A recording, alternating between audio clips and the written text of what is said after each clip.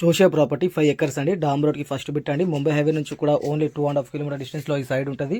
ఇంకా pure ఎడ్సోల్ property అండి. ప్రతి పంటకి అనుకూలంగా ఉండే భూమి.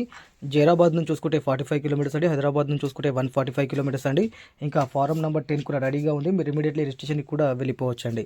ఇంకా ఈ ఈ బిట్ మన సిటీ వాళ్ళదే. తక్కువ ధరలో ఉన్నప్పుడు ఇన్వెస్ట్మెంట్ చేశారండి. ఇప్పుడు ఏంటంటే రీసేల్ చేస్తున్నారు. ఓకే. ఇంకా సాయిల్ చూసుకున్నా కూడా నంబర్ ఎగ్ సాయిల్ ఉంటుంది. ఇది కల్టివేషన్లో లేనందువల్ల ఈ సాయిల్ గురించి మీకు తెలుసలేదు.